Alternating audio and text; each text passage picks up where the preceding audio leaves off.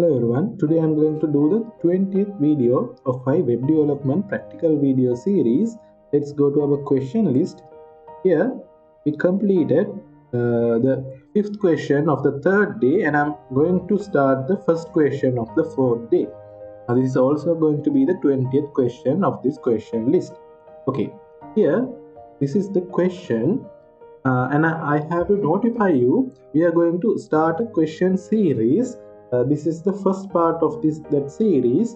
There will be 4 or 5 questions related to the same question. Okay, here I'm going to read the question as usual, and after that we can see my design, and after we can discuss our code. Here's the question. Number 1, design web page below. It should be responsive for large and small devices. And here are 2 images they gave us to refer when we creating this web page. Here is the medium and large design, which will show in medium and large devices, and here is the design which will show in small devices. And here you can see there's another second part to this question: create sign up page below. Okay, we have to create this page, and after that here is the third one: create a database. After that we have to create a database too, to store the details which will input to this sign up form by the user, and we have to store those details. So queue day for 1, that's the database name, with table users to store the following data. Okay, after that we have to create a table called user to store these data. These are the attribute: first name, last name, email address, and here you can see email address is the primary key of the database, and here is the password. Okay, these are the 4 attributes we have to create within this table. Create a mechanism to store these data to the database we created using the sign up page that we created previously. Okay, after we create this sign up page, we have to create some mechanism to store the details in these input fields and store to our database. In this case, these are the requirements. Every field should be validated and page can't reload when adding data to database. If you watch my previous videos, you know we are encountered with these kind of questions when they say we have to create a web page which will not reload when adding data. That means we have to create a AJAX request to the to send these details to the processing file, and after that we have to validate these fields. Okay, here's the second requirement. It's imperative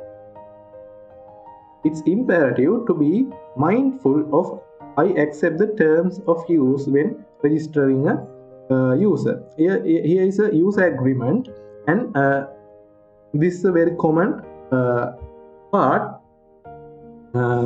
which will insert to the sign up forms by the developers when a new user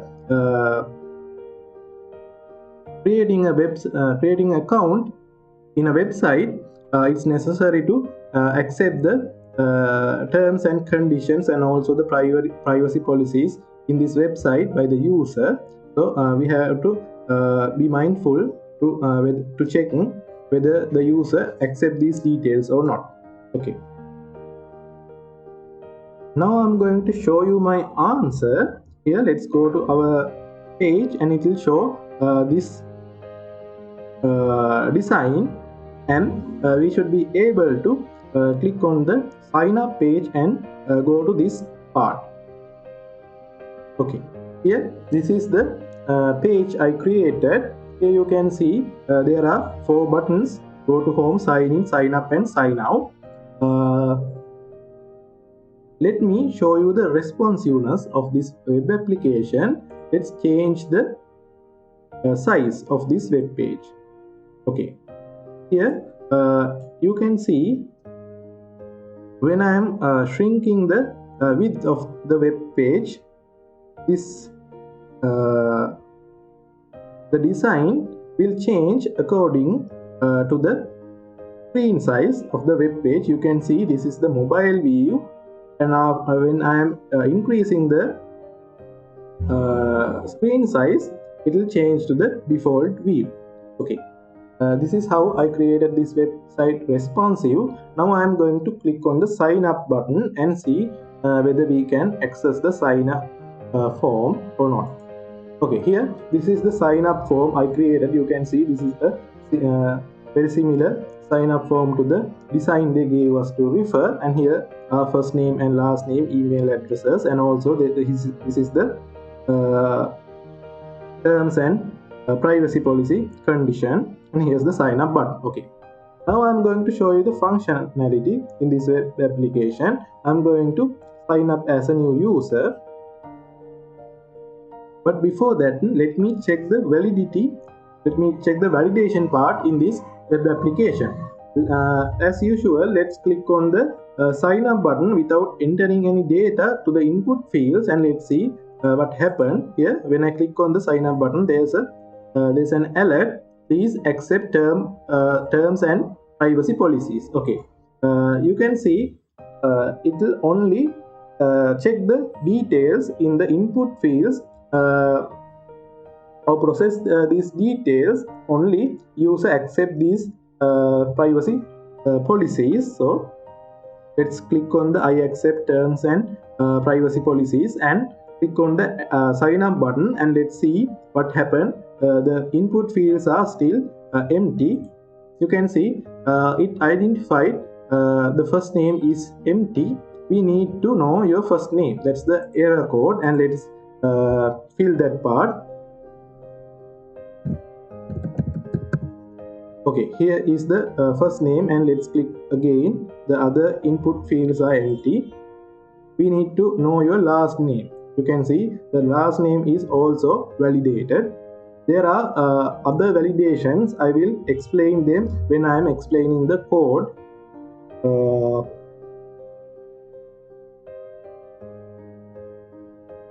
Okay, here's the last name. Okay, let's click on the sign up button. You need to create an account. You can't create an account without email. Okay, that means we have to enter an email.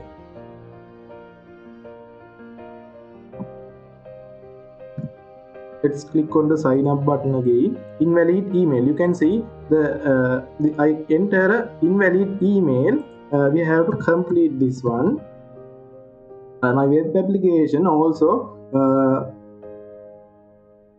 check for invalid emails too, and let's click on the sign up button. Now there's no error in the email field, but I left behind the password. You need to set a password to your account. Okay, let's set a password. Okay, this is a very simple password, 1 2 3 4, and let's click on the sign up button.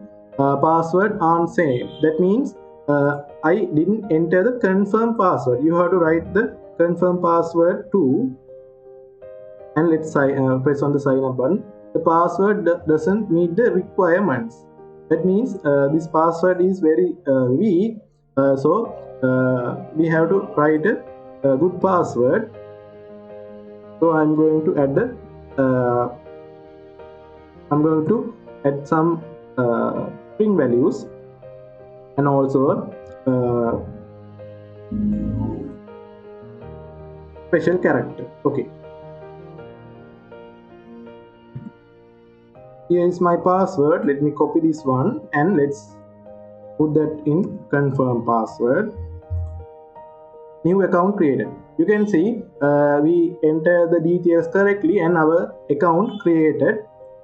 Okay, and let's go to our database and see whether these details are stored or not. Let me show you the database. Okay, here is the database, and this is the table I created called user, and these are the attributes: ID, first name, last name, email, and password. Let me show you the database. Here you can see this is the database I created for this website, and here's the table, and these are the attributes: email, first name, last name, and password. You can see email is the primary key. You can remember in the question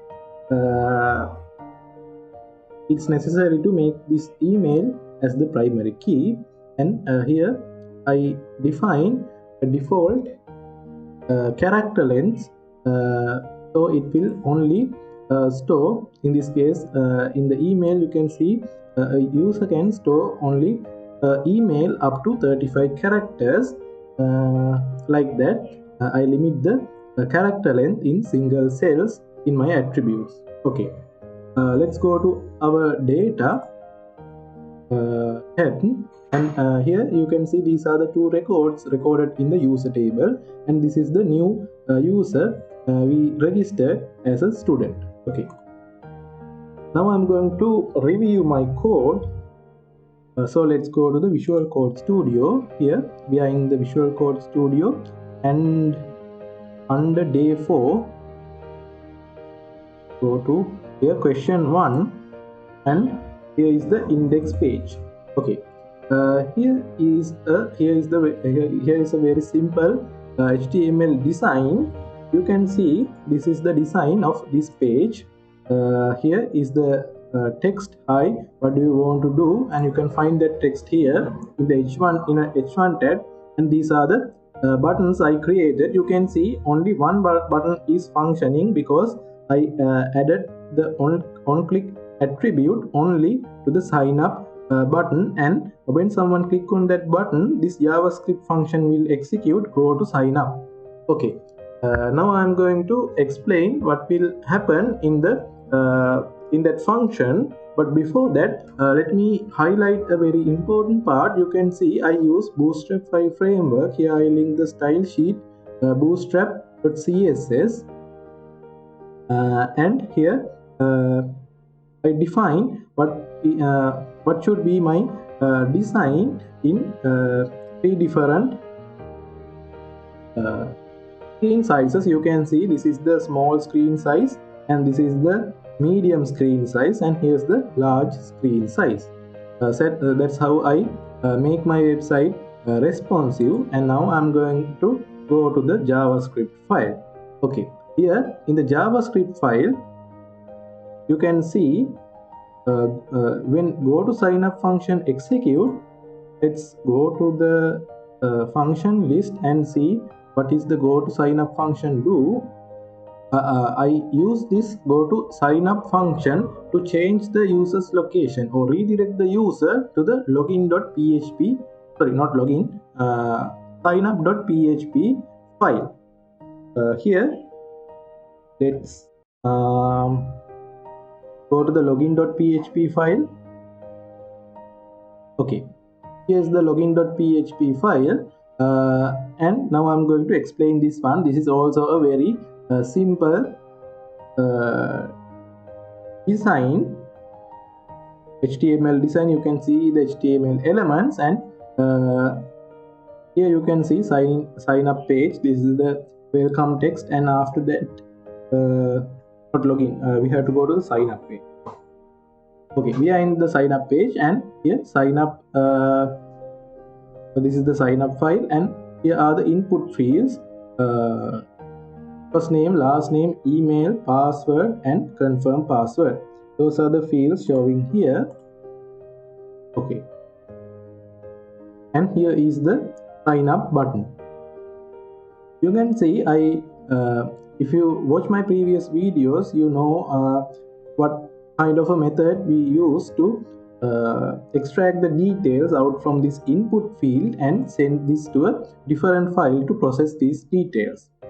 You can see I assigned different IDs, unique IDs to all the input fields in this file, and here is the accept term statement, and you can see it's another input field, and this is a checkbox. you can see the type is equal to checkbox. That's this part.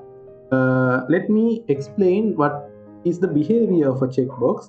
When someone click on this checkbox, that means check this one, it will output a boolean value called true, and if he didn't check this one or skip this one, it will output the value false.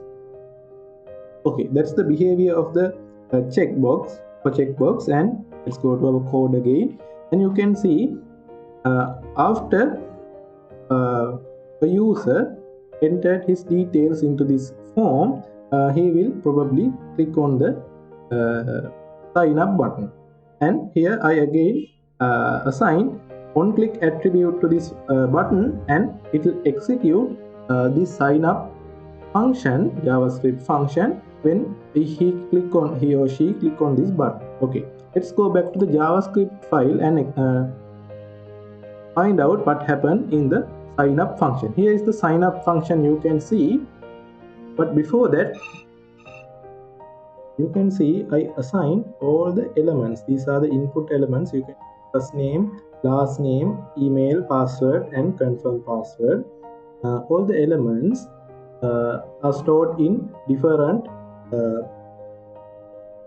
JavaScript variables, and after that this is the sign up function. And in that sign up function, you can see again the values will be extracted from these input elements and stored those values in different variables. Here the AT means the checkbox we talked earlier, but in this case when the value is storing in a variable, it will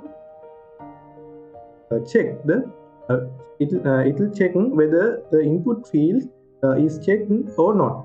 If it's checked, it will output the value true, and if it's not checked, it will store the value false. Okay, and after that here you can see there's another if else list. In the first if block, it will check the value in p variable is not equal to this value in cp variable. P is the password. Let me show you this the password in this field, and it will check whether this password is not equal to the confirm password, and if it's not equal, it will execute this alert, and it will keep all these code lines and output this alert: password aren't same. You saw that error message. This is the error message, and if it's not if there's no error in password and confirm password, that means password and confirm password is equal, and it will check this else if block. In that condition, you can see it will check the value in AT variable is not equal to true. AT means the checkbox value, so it will check whether that value is not equal to true. That means that checkbox is not checked, and it also means the user didn't accept our terms and conditions. So it will output this error message: please accept term and privacy policy. You can see user have to accept those policies in order to create a application. Create a account in our web application. And none of these conditions are not met. That means there's no error in the process. It will execute this else block.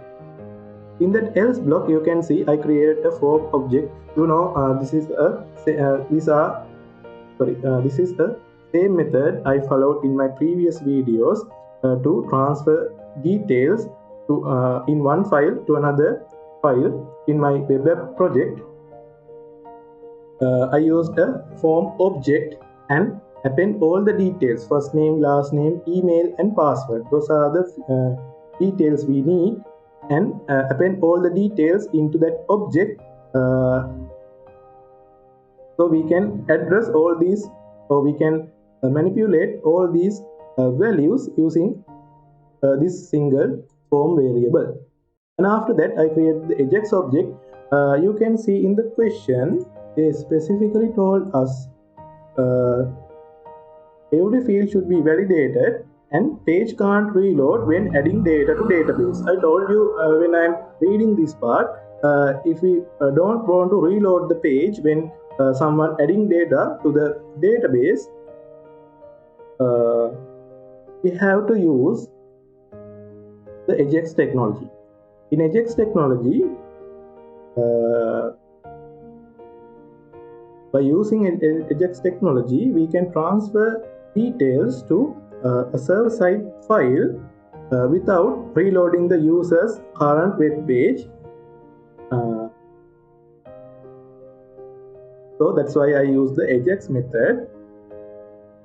And here is the Ajax object, and I assign that object to a different variable called R.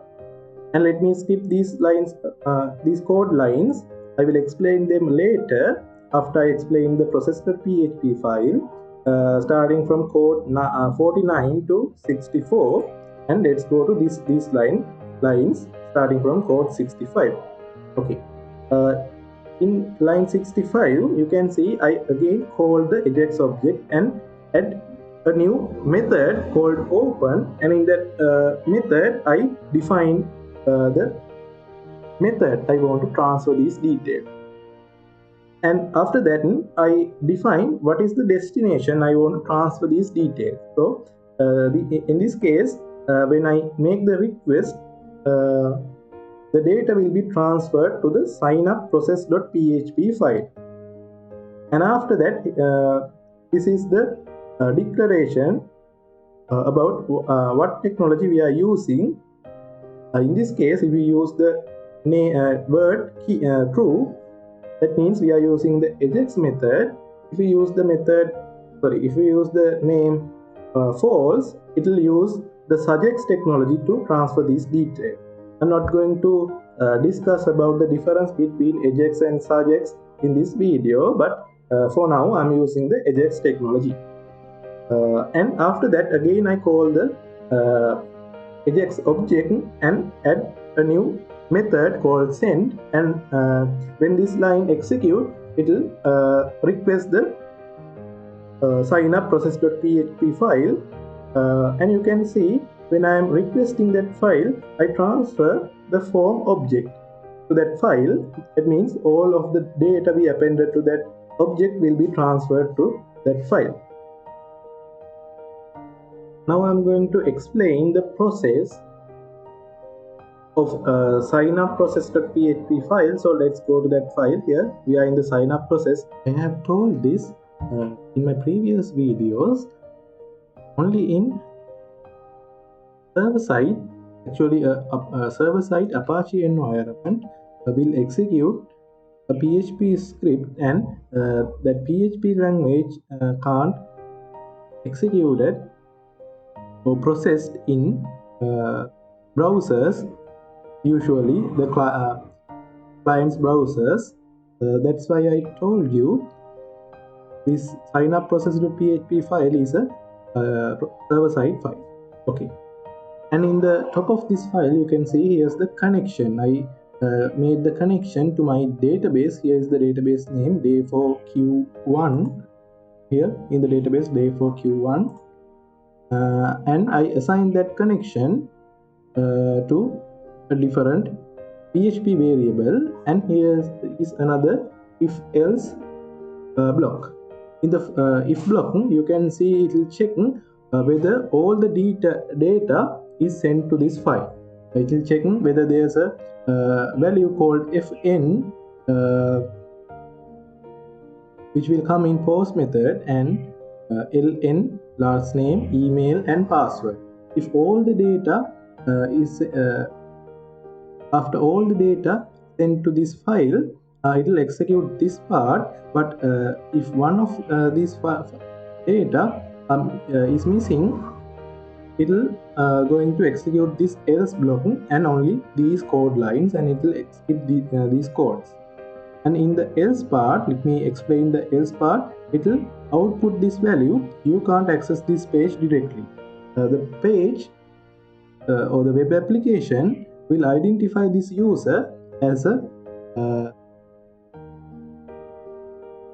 unauthenticated user if one of these details are missing when the request is done.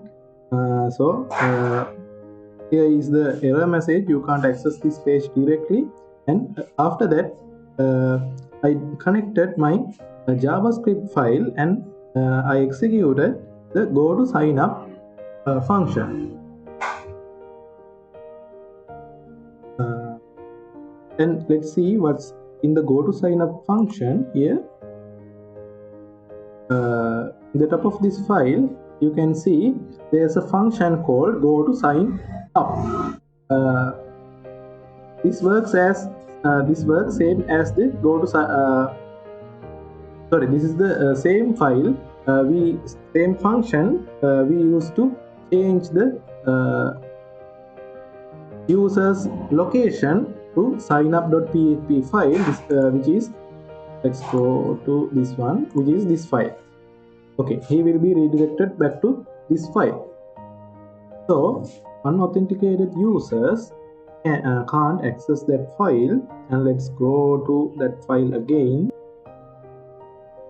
Okay, in the sign up file, I'm going to explain what happened when there's a authorized request made to this file. That means there will be first name, last name, email and password of the user, and you can see those details will show in different variables. And after that, here is another list of if else blocks. Okay, in the first one, it will check if the first name is empty. That means the user didn't enter his first name. I showed you what will happen when I am registering that user. It will show this error message. You need to we need to know your first name. That's the error message. And after that, again it will check only if whether the first name is not empty. It will check the first name.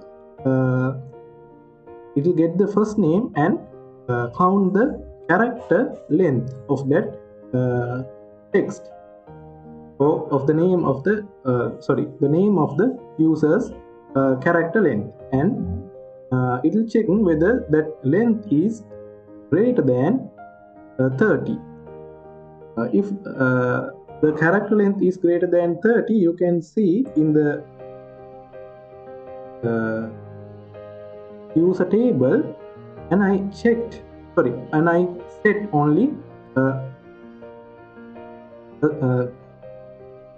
character length to 30. You can see first name's character length is 30. That means it can only store the name up to 30 characters. So if the character length is exceeded this length, it's an error. So it will not going to store that name, and it will show a error message. First name can't exceed 30 characters. And after that, first name is okay. If none of these conditions are not met, that means first name is okay, and it will check the last name. And again, it will check if the last name is empty, and if it's not, it will check its character length. And again, if it's not if it's not beyond 30 characters, it will go down and check this state empty. Empty means empty email. It will check whether the email field is empty or not. And if it's empty, you can see you saw this error message. You can't create this one.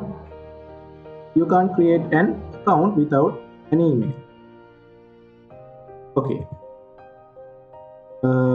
And after that, if this condition not met, it will go down and check this one, you can see this is a very important one, filter var, and it will check the email value recorded in the email variable and filter valid email. This is the code I use to check the validity of the email. You saw when I add a invalid email, it will find that email is invalid and show this message invalid email address. So this is the code I use to check the validity of that email. And after that, if there's no error in the email, it will check the email's character length and check whether that length is more than 35 characters. You can see in the database, this attribute only allows a character length up to 35 in the email attribute. So if it exceeds that limit, there will be an error message. Email must be under 35 characters, and after that password will be checked, and here is the password length will be checked, and here is the last one. It will check. This is a pattern. You can see in this pattern, it only allows characters A to Z in upper cases and A to Z in lower cases, and also 0 to 9 characters and a special character like @ $sign or percentage mark. And you can see in this one, 4 is the minimum character length and 12 is the maximum character length. So when the user adding a password, we have to write at least 4 characters and below 12 characters password, and it will check this password is met these conditions. And if it's not, it will show this error message, the password doesn't meet the requirements. You saw that error message too. And none of these conditions are not met. That means all the details is correct. It will execute this else part. You can see here is the query to select data from user table, and in this query you can see I check whether the email is already recorded inside the database, and if it's there, it will output that record and stored in SRS variable. And in that result set, you can see I count the number of rows in that result set. SRS means the result set which will output after we execute the query. Here you can see I execute that query using the database connection, and after it stored in the SRS function, it will check the number of rows in that result set and stored in this variable. And here's another if else condition. If it's number 1, that means the email is already there. That means there's a user in that variable already registered in our system. So it's an error. Your email address is already linked with another account. So it will show this one. It's not going to register that email again. And if it's not equal to 1, that means there's no record in that email related to that email in our database. And now we can enter these details because all the details are correct. So here's the insert query, and here I execute that query using the database connection. And after all the data inserted into our database, it will output this value number 1. So number 1, if this after the process in the signup process.php file ended, if it outputted number 1, that means the new account created. So let's go back to our JavaScript file. Here you can see the JavaScript file. Now I'm going to explain these parts. It will check the state of the Ajax object. I'm not going to explain more about these states because I already explained a lot about these Ajax, the states of the Ajax object in my previous videos.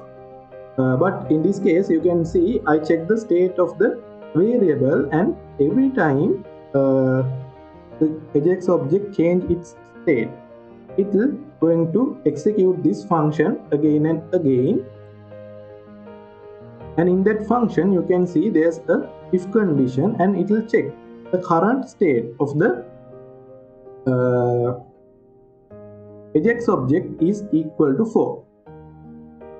That means every time this function execute, it will check the current state of the Ajax object and check whether it's equal to 4 or not. If it's equal to 4, that means the process in signup process.php file is complete, and the output is sent back to our client side.